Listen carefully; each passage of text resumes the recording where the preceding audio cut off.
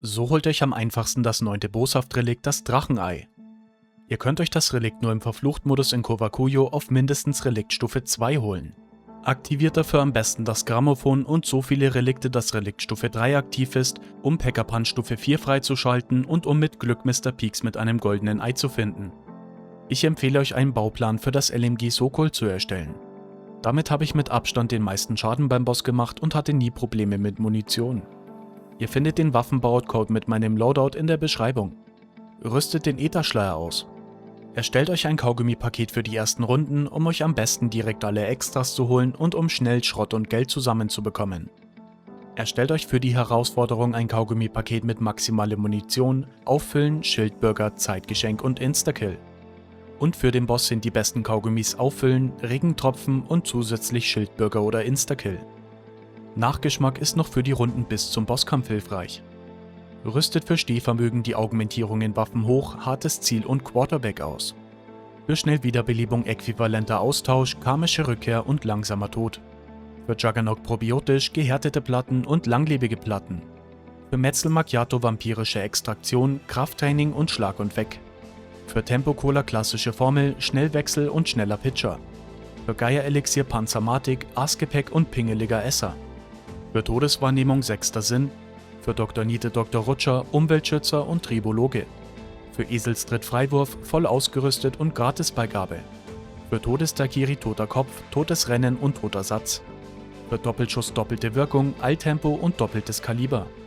Und für Irrlicht Maske der Güte, Erweiterung und Dynamik. Rüstet für den Lichtheilung Munitionsmod Auffrischung, längeres Leben und zusätzliche Stärke aus. Und für Ätherschleier die Augmentierungen Äthersprint oder im Koop Gruppenschleier, Extraladung und Erweiterung. Spielt am besten mindestens zu zweit, da habt ihr es bei vielen Schritten leichter. Mit dieser Taktik ist es aber auch solo auf jeden Fall machbar. Ihr könnt euch das Relikt auch schon vor Runde 60 holen, die Zombies sind aber in der Herausforderung so stark und schnell wie in Runde 60. Um das Portal öffnen zu können, müsst ihr erst alle Schritte für das Haupt-Easter Egg abschließen, bis ihr den Bosskampf starten könntet. Wichtig ist, dass ihr beim Haupt-Easter Egg das Rätsel im Meditationsraum beim ersten Versuch richtig macht. Einen Guide zum Easter Egg und wie ihr das Rätsel garantiert beim ersten Mal richtig löst, findet ihr in der Beschreibung. Holt euch bis dahin schon mal das LMG Sokol aus der mysteriösen Kiste. Holt euch so früh es geht alle Extras und schaut, dass ihr wenn möglich bis zur Herausforderung die wichtigsten dauerhaften Extras zusammenbekommt. Löst das Rätsel, läutert das Katana vor Pekka-Punch beim Weltsamen und besiegt den Miniboss. Habt ihr das Rätsel beim ersten Versuch richtig gemacht, spawnt nach dem Mini-Bosskampf rechts vom Pekka-Punch ein Katana. Nehmt das Katana und killt alle Zombies bis auf einen Oni. Ihr dürft das Spiel jetzt nicht mehr speichern und beenden, sonst verschwinden die Symbole und ihr müsst das Spiel neu starten. Ihr müsst jetzt mit dem Katana Blitzangriffe eines Onis parieren und dann schnell 3 Symbole in immer dieser Reihenfolge mit dem blitzenden Katana schlagen. Erst das große Symbol, dann das kleine Symbol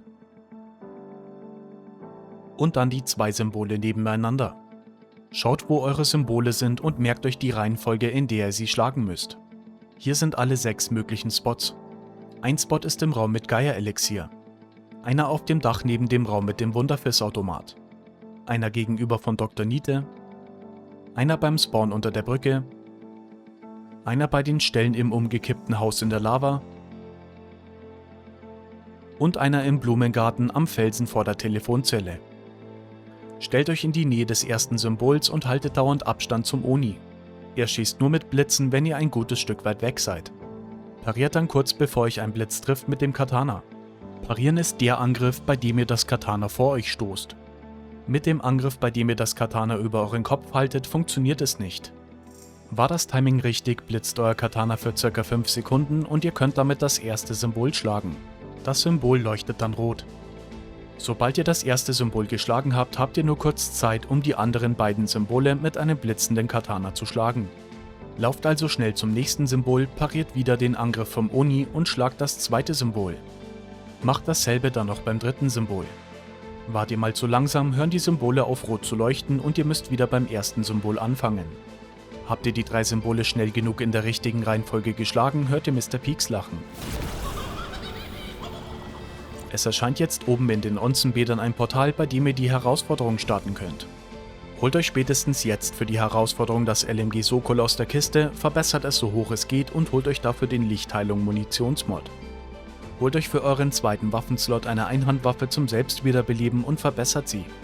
Sonst ist noch die Nekomand Wunderkatze hilfreich für einige Schritte, die braucht ihr aber nicht unbedingt. Nehmt euch für die Herausforderung Maneki-Bomben mit. Falls ihr nicht wisst, wie ihr die Maneki Neko zur Maneki-Bombe verbessert, findet ihr einen Guide in der Beschreibung. Spielt ihr mindestens zu zweit, ist es hilfreich, wenn ein Spieler Kasimir-Granaten und einer Maneki-Bomben hat. Holt euch dann noch die goldene Panzerung, eine Kriegsmaschine und die Kaugummis Auffüllen, Instakill und Schildbürger. Ihr müsst für die Herausforderung 6 Wellen abschließen und die 6. Welle ist der Bosskampf. Für den habt ihr nur 11 Minuten Zeit und danach bekommt ihr langsam, aber durchgehend Schaden. In der ersten Welle müsst ihr 2 Minuten lang, wie in einer Munitionsrunde, eine Stellung halten und verteidigen.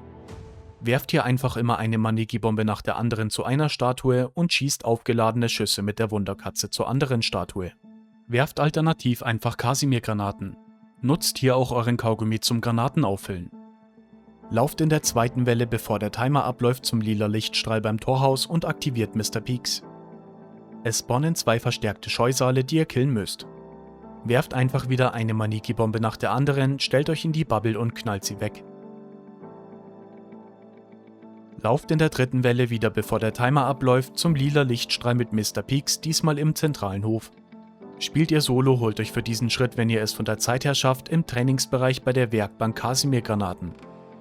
Ihr müsst jetzt Mr. Peaks bis zum Bergfried eskortieren und es spawnen dabei durchgehend Zombies, Höllenhunde und Doppelgasts. Bleibt dauernd in seiner Nähe, sonst bewegt sich Mr. Peaks wieder langsam zurück zu seiner Startposition. Werft eine Kasimir-Granate nach der anderen und nutzt Kaugummis zum Granatenauffüllen und wenn nötig noch Instakill oder den Ätherschleier.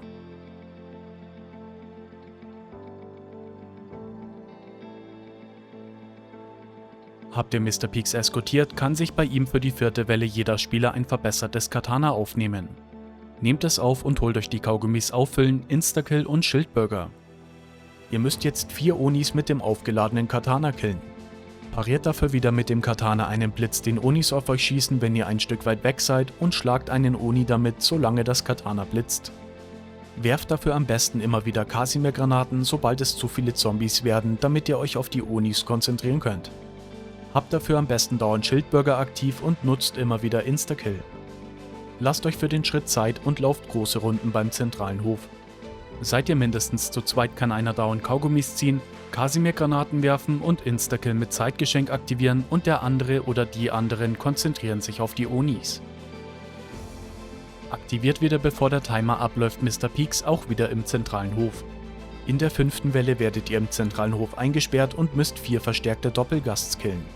Zusätzlich ist dort ein Riss aktiv und ihr nehmt dauernd langsam Schaden. Werft am besten eine Maneki-Bombe oder Kasimir-Granate oder aktiviert euren Ätherschleier und killt die Doppelgasts schnell mit der Kriegsmaschine. Während ihr in der Bubble steht, könnt ihr euch auch wegen der vampirische Extraktion-Augmentierung von Metzel Macchiato mit Nahkampfangriffen heilen. Sonst könnt ihr auch mit der Sokol mit dem Lichtheilung Munitionsmod auf Gegner schießen, bis einer eine Lichtkugel fallen lässt. Jetzt könnt ihr euch noch ein letztes Mal ausrüsten, bevor ihr die 6. und letzte Welle den Bosskampf startet. Nehmt euch eine Kriegsmaschine, mindestens ein Spieler die Maneki-Bomben und die anderen Kasimir-Granaten mit. Holt euch dann noch die Kaugummis Auffüllen, Regentropfen und Instakill oder Schildbürger. Startet den Bosskampf bei Mr. Peaks. In der 6. Welle müsst ihr jetzt den Boss besiegen und habt dafür nur 11 Minuten Zeit. Nach den 11 Minuten bekommt ihr dann durchgehend langsam Schaden, bis ihr oder der Boss drauf geht. Der Boss läuft ab wie sonst auch immer, aber die Zombies sind so schnell und stark wie in Runde 60. Einen ausführlichen Guide zum Boss findet ihr in der Beschreibung, hier sind aber einige Tipps.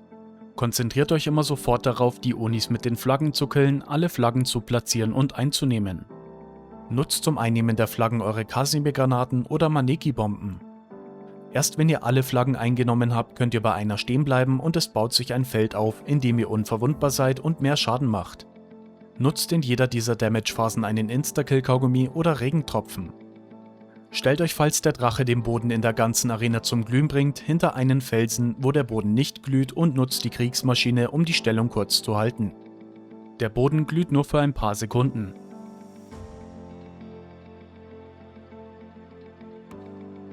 Nutzt nach der ersten Phase den Travakar-Segen, der auf einem Podest erscheint erst, sobald der Boss wieder verwundbar ist und die leuchtenden Kreise am Boden erschienen sind. Ihr baut dann sofort ein Feld auf, in dem ihr wieder unverwundbar seid und mehr Schaden macht. Nutzt den Kalteres-Segen, der danach spawnt, um eure Granaten wieder aufzuladen und für 45 Sekunden mehr Schaden zu machen. Habt ihr den Boss besiegt, werdet ihr zurückteleportiert und erhaltet das Relikt als Belohnung. Wenn ihr das Relikt auswählt, spawnen in manchen Runden zufällige Spezial- oder Elite-Zombies.